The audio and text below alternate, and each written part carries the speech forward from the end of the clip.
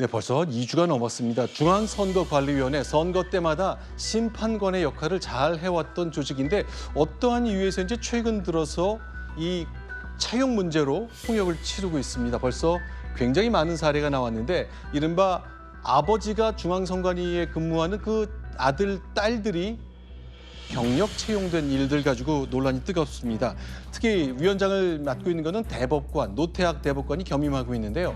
노태학 대법관이 어제 기자들의 질문을 받고 대단히 난처한 상황이 벌어졌습니다. 그것부터 시작하겠습니다.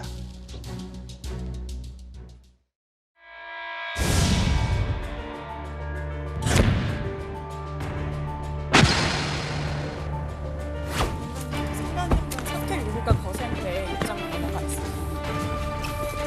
감사원법상 감사가 가능하다는 주장에 대해서는 좀 어떻게 보시나요? 수고하십니다. 한 말씀만 해주세요. 수고하십니다.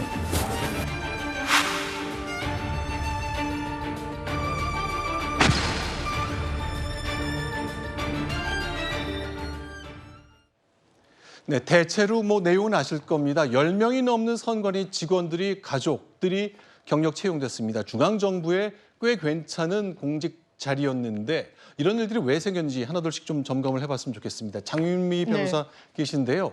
쭉 뉴스를 좀 따라와 보셨을 텐데 이런 일은 왜 생겼다고 진단하십니까? 사실 중앙선관위가 아니라 지역선관위에서 채용 절차를 전담해서 진행했던 부분이 있고요. 이 네. 부분은 경력직 공무원 채용 형식으로 잘 채용이 된 부분입니다. 네. 그리고 왜 깜깜이식으로 진행이 됐냐면 아예 공고 절차를 구체적으로 내지 않았다고 합니다. 공고를 내지 않고 이 지자체의 추천을 받은 공무원들이 이 상급 중앙직 공무원으로 이제 경력직으로 채용되는 절차에서 이른바 아빠 찬스가 난무했다는 사실이 이 내부 감찰 결과 드러난 겁니다. 사실 내부 감찰이라고 이야기하고 있지만 외부에서 문제 제기가 상당히 제기가 됐고 그러자 내부 감찰을 했는데요.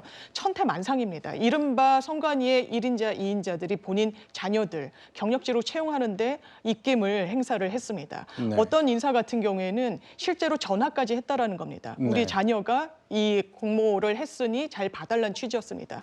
그리고 아는 사람들이 만점을 준 경우들도 드러났습니다. 이것이 지금 일부 직급에 대해서만 한번 조사를 실시한 그 결과이기 때문에 지금 전체에 대해서 4촌 이내에 경력직 채용 절차가 어떻게 이뤄진 부분이 있는지를 들여다보겠다고 하지만 외부적인 감사도 필요해 보이는 사안입니다. 네, 지금 이제 일단 사실관계를 확정짓는 것이 첫 번째고 왜 이런 일이 벌어졌는지를 내부의 그 속사정을 들여다보는 게 그 다음 단계인 것 같은데 지금 화면에 보시는 거는 선관위에 지금 최근에 물러났습니다만 1인자와 2인자가 특히 이제 2인자의 경우에는 인사 담당자한테 전화해서 우리 아이가 이번에 지원했다는 취지로 설명을 직접 했습니다. 이거를 어떤 뜻으로 해석하게 될지. 네. 예, 선관위 고위직들의 이른바 고용 세습이 이루어질 수 있었던 이유는 내외부의 견제가 이루어지지 않기 때문이죠. 중앙선거관리위원회는 이승만 정부 시절에 3.15 부정선거를 경험한 이후에 개헌을 통해서 헌법기관으로 명문화를 했습니다. 이를 통해서 독립성하고 정치적 중립성을 보장하고 있는데요. 일부 인사들이 이를 악용한 것으로 보입니다. 문제 원인은 크게 이제 세 가지라고 보는데요. 첫 번째는 이제 외부 감사 부재가 원인입니다. 중앙선거관리위원회의 독립성과 정치적 중립성은 매우 중요한 헌법적 가치이지만 이를 명분으로 내세워서 감사의 무풍지대가 되어서는 곤란하겠죠. 지난 대선 때 투표용지를 수풀에 담아서 논란이 됐을 때도 감사를 거부한 바가 있습니다. 두 번째로는 위원장이 비상근이라는 독특한 구조입니다. 선관위는 직원 숫자만 3,000명 정도에 이르고 전국에 이제 사무실을 두고 있는 매우 방대한 조직입니다. 그럼에도 불구하고 위원장은 대법관이 맡고 있고 상징적 역할만 합니다. 실제로는 상임위원과 사무총장이 막강한 영향력을 행사를 하는데 두 사람 모두 내부 출신일 경우에는 외부 견제가 어려워지는 문제가 발생하죠.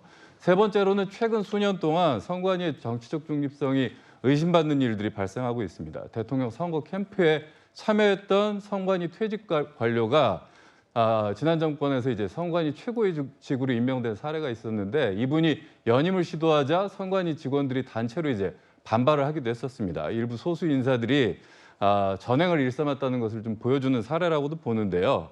선관위의 정치적 중립성을 보장을 하되 내외부 견제가 작동하는 시스템을 만들어야지 재발 방지가 될 수 있다고 봅니다. 그래서 대선 캠프에 들어갔던 인사는 상임이건 비상임이건 위원을 맡아서는 안 된다고 보고요. 그리고 아예 법률에 명문화를 해야 된다고 봅니다. 그리고 인사 시스템에 있어서 내외부 견제가 가능하도록 해야 할 것이고 특히나 상임위원하고 사무총장 권한이 너무 세기 때문에 이들을 견제할 수 있는 막강한 내부 감찰단 같은 것을 만들 필요가 있다고 이 봅니다. 사실관계를 하나 좀 교통 정리를 좀 해야 되겠습니다. 지금 이제 김 교수님 말씀하신 것 중에 이제 조혜주 상임위원 얘기하는 것 같은데 선관위 직원이었다가 민주당 문재인 대선 캠프에 들어갔다가 선관위 상임위원이라는 중요한 자리를 갔다고 말씀하셨는데 그다음에 이제 논쟁이 비상임위원으로 그렇죠. 전환하려고 했었죠. 논쟁이 좀 있는데 이제 대선 캠프에 특보로 들어간 거는 민주당의 인쇄물에는 그렇게 돼 있습니다만 민주당에서는 그거는 잘못 들어갔지 실제로는 캠프에 관여된 일을 하지 않았다고 민주당은 해명하고 있습니다. 일단 그런 해명까지 제가 소개를 드렸습니다.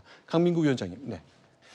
예, 이번 사건은 심각하죠. 네. 사실 사무총장 그러면 잘 이해가 안 되실 텐데 장관급이에요. 네. 사무차장은 차관급이고 네. 그 자녀들을 이렇게 채용을 했다는 거는 조선시대에 있었던 음서제도죠. 네. 자기 아버지 따라서 그냥 채용되는 건데 이게 좀 이렇게 공자님 말씀에도 불한빈 환불균이라는 말이 있는데 네. 백성이 가난한 것은 참아도 불공평한 거는 절대로 못 참는다. 네. 속칭 배고픈 거는 참아도 배 아픈 거는 못 참는다는 말이 있거든요. 네. 이거는 저 선관위가 다시 한번 쇄신하는 좋은 계기로 삼고 완전히 탈바꿈해야 될 사건입니다. 그런데 이제 제가 이제 쭉 보면 선관위는 사실은 기사의 보도에 초점이 된 적도 별로 없었던 곳이고 그런데 최근에 보면 국민의힘에서는 굉장히 작심하고 선관위를 압박하고 비판하는 것 같아요. 과거에 좀 악연이 좀 있었다는 것 때문이겠죠? 네, 뭐 이게 지난 대선 때도 그랬고요. 그 이전에 이제 총선 때도 그렇고 당시 민주당에서 그 플랜카드를 내세울 때 네. 다분히 이 국민의힘을 겨냥한 문구의 경우에는 선관위에서 유권 해석을 통해서 허용을 해줬는데 반해 당시 민주당을 겨냥한 그 야당, 당시 야당이죠. 국민의힘이 어떤 그 문구를 쓸 때는 그걸 쓰지 네. 못하도록 하는 이제 이런 어떤 불공정 논란이 있었던 데다가 지난해 대선 때는 이제 소쿠리 투표함이라는 굉장히 뭐랄까요 좀 네. 후진적인 어떤 이제 이 투표 관리 그 행태가 있었기 때문에 이것을 좀 바로 잡아야 된다는 문제 의식이 있는 것 같습니다. 화면을 좀 하나씩 보겠습니다. 이제 독립성을 강조한 선관위가 지난 대선 때와 총선 때 했었던 선택인데 국민의힘에선 이런 것 때문에 좀 불공평하게 자기들이 손해를 봤다고 생각하는 것 같네요. 그렇습니다. 그러니까 뭐 당시에 이제 조국 사태 때 이 내로남불이 이제 어떻게 보면 그 많은 국민들 사이에서 회자가 됐었는데 이걸 선거 캠페인으로 활용을 하려고 국민의힘이 유권 해석을 의뢰하니까 네. 선관위에서는 그것은 이제 못 쓰도록 한 겁니다. 특히 네. 무능과 위선이라는 정권을 겨냥한 이 문구도 사용하지 못하도록 한 데 반해서 지난 대선의 경우에는 뭐 주술이라든지 굿당, 신천지 이런 특정 그 종교와 관련돼 있는 후보를 공격하기 위한 어떤 민주당의 현수막 문구는 허용을 하다 보니까 어떻게 같은 문구임에도 불구하고 민주당이 요구를 하면 쓰도록 하고 당시 야당인 국민의힘이 쓰겠다고 하면 못 쓰게 하느냐? 과연 공명 정대한 이 선거관리위원회냐? 이제 이런 문제 제기가 있었고 그 연장선에서 이제 선관위에 대한 이 그 뭐랄까 비판을 하고 있는데요. 그 중에 하나가 이제 대표적으로 아빠 찬스라는 이 불공정한 어떤 채용 논란이 좀 두드러지고 있다 이렇게 볼 수 있을 것 같습니다. 네. 그런데 이제 시청자 여러분은 어떻게 생각하실지 모르겠습니다. 국민의힘이 누군가를 연상시키는 내로남불을 쓸 때는 안 돼 했다가 민주당이 대선 때 누군가를 연상하는 이런 표현을 쓸 때는 괜찮다고 해석을 했단 말이죠. 선관위에서는 이거에 대해서 설명을 어떻게 하고 있는지 잘 모르겠네요. 이 질문을 한번 드려봐야 되겠네요, 선관위에. 그러니까 이제 이 정치하시는 분들이 가장 무서워하는 집단 중에 하나가 선관위입니다. 왜냐하면 선관위가 유권 해석 권한을 가지고 있거든요. 이것은 해도 되느냐, 그렇지 않느냐에 대한 1차 판단을 선관위가 하고 그것을 어겼을 때는 이제 이게 그 사법부 그 재판을 통해서 유무죄를 가리게 되기 때문에 네. 직접 그 뭐 출마를 하거나 아니면 선거를 뛰는 정치인들의 경우에는 네. 선관위의 결정에 따라서 많은 영향을 받기 때문에 선관위의 중립성, 객관성 이거에 대해서는 아무리 강조해도 지나치지 않을 것 같습니다. 지금 쟁점은 이제 감사원에서 선관위를 감사하고 싶다고 했는데 절대 안 된다고 반론을 피고 있습니다. 그건 과연 감사를 하긴 해야 되는 겁니까? 과연 그렇다면 누가 적합할까요? 선관위가 그 감사원에서 직무 감찰을 하겠다니까 거부했잖아요. 네. 이거는 자신들이 벌써 자녀 채용 의혹이 있어서 법을 어겼습니다. 네. 법에 의하면은 감사원이 선관위 감찰을 못한다고 이렇게 주장할 것은 저는 아닌 것 같고요. 네.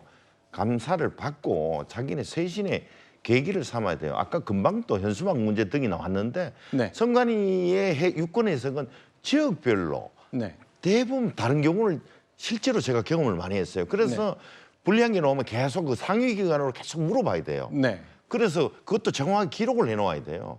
그런 것처럼 이번 참에 완전히 선거관리위원회는 전격적으로 감사를 수용해서 국민 앞에 겸하게 서야 될 것이다 이렇게 생각합니다. 네.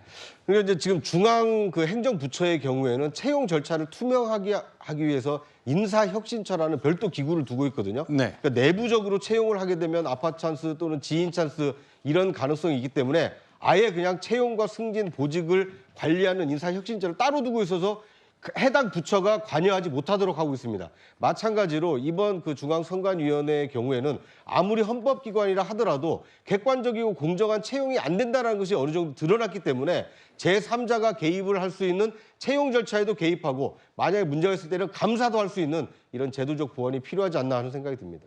알겠습니다. 이제 선관위가 선거 때마다 각 선거구마다 벌어진 수많은 일들을 해도 좋다, 안 된다, 유권 해석을 하고 교통 정리하고 심할 경우에는 검찰에 고발도 하는 심판자 역할을 하는데 심판자의 평소 남들이 안 보는 자기들의 안사정이 어떤지가 이번에 한 단면이 드러나는 것 같아서 많은 분들이 놀라고 있습니다. 관련된 소식은 계속 이어질 것으로 예상됩니다.